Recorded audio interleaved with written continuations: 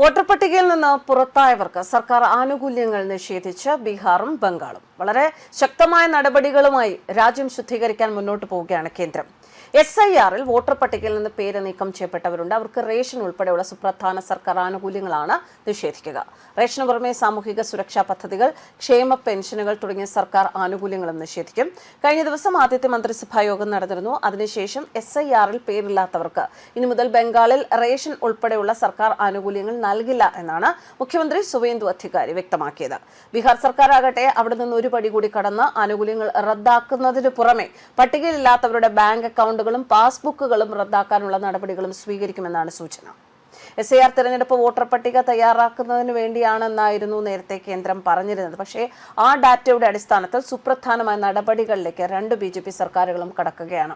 ഇതുതന്നെയാണ് രാജ്യ ശുദ്ധീകരണത്തിനാണ് BJPക്ക് പ്രാധാന്യം. നുഴഞ്ഞുകയറ്റക്കാർക്ക് ഇനി രാജ്യത്ത് സ്ഥാനമില്ല എന്ന് ഒരിക്കൽ കൂടി പ്രഖ്യാപിക്കുകയാണ് BJP സർക്കാരുകൾ. രണ്ട് സംസ്ഥാനങ്ങളിലെയും BJP സർക്കാരുകളുടെ തീരുമാനം പക്ഷെ വലിയ രാഷ്ട്രീയ നിയമ വിവാദങ്ങൾക്ക് വഴി തുറന്നിരിക്കുകയാണ്. അതേസമയം SIR പേര് നീക്കം ചെയ്തു എങ്കിലും അതിനെതിരെ ട്രിബ്യൂണലിൽ അപ്പീൽ പോയവർക്ക് താൽക്കാലിക ഇളവ് അനുവദിക്കും എന്നറിയുന്നു. എന്നാൽ അപ്പീൽ തള്ളപ്പെട്ടാൽ ആനുകൂല്യങ്ങൾ പൂർണ്ണമായും നിർത്തലാക്കും എന്നാണ് സർക്കാർ വൃത്തങ്ങൾ പറയുന്നത്. ഒരു ഇലക്ട്രൽ വോട്ടർ പട്ടിക തയ്യാറാക്കാൻ ശേഖരിച്ച വിവരങ്ങൾ ഉപയോഗിച്ച് സർക്കാർ ആനുകൂല്യങ്ങൾ നിഷേധിക്കുന്നത് വലിയ നിയമ പ്രശ്നങ്ങൾക്ക് കാരണമായേക്കാം എന്ന് നിയമ വിദഗ്ധർ അഭിപ്രായപ്പെടുന്നു. ഈ തീരുമാനം ജനങ്ങൾക്കിടയിൽ വലിയ പ്രതിഷേധത്തിന് കാരണമാകും എന്നാണ് റിപ്പോർട്ടുകൾ സൂചിപ്പിക്കുന്നത്.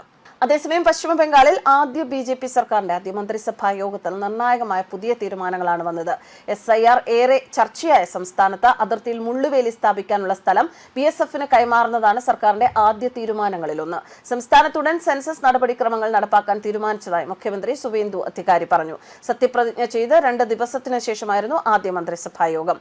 ബംഗ്ലാദേശ് അതിർത്തിയിൽ മുള്ളുവേലി സ്ഥാപിക്കാൻ ആവശ്യമായ ഭൂമി 45 ദിവസത്തിനുള്ളിൽ പശ്ചിമ ബംഗാൾ സർക്കാർ BSFന് കൈമാറും. ഭൂവിനിയോഗ റവന്യൂ സെക്രട്ടറിയെയും ചീഫ് സെക്രട്ടറിയും ഇതിന്റെ ഉത്തരവാദിത്തം ഏൽപ്പിച്ചിട്ടുണ്ട് എന്നും അദ്ദേഹം പറഞ്ഞു. മുസ്ലിം ഭൂരിപക്ഷ ബംഗ്ലാദേശിൽ നിന്നുള്ള വിദേശ പൗരന്മാർ നിയമവിരുദ്ധമായി ബംഗാളിൽ പ്രവേശിക്കുന്നുണ്ട് എന്നാണ് BJP പറയുന്നത്. ബംഗ്ലാദേശിൽ നിന്നുള്ള വിദേശ പൗരന്മാർക്ക് വോട്ടിന് പകരമായി അനധികൃതമായി പ്രവേശിക്കാനും തിരിച്ചറിയപ്പെടാതെ താമസിക്കാനും അനുവദിക്കുന്ന ഒരു സുതാര്യമായ അന്താരാഷ്ട്ര അതിർത്തിയാണ് തൃണമൂൽ പാർട്ടി എന്നായിരുന്നു BJP പറയുന്നത്. സർക്കാർ ജോലികളിൽ അപേക്ഷിക്കാനുള്ള പ്രായപരിധി 5 വർഷം നീട്ടാനും ആദ്യ മന്ത്രിസഭാ യോഗം തീരുമാനിച്ചിട്ടുണ്ട്. മമതാ ബാനർജിയുടെ നേതൃത്വത്തിലുള്ള തൃണമൂൽ കോൺഗ്രസ് ഭരണകൂടം ആരംഭിച്ച ലക്ഷ്മി ഭണ്ഡാർ പോലുള്ള ക്ഷേമ പദ്ധതികൾ നിർത്തില്ല എന്നും സുവേന്ദു അധികാരി വ്യക്തമാക്കി. News desk കർമാനസ്.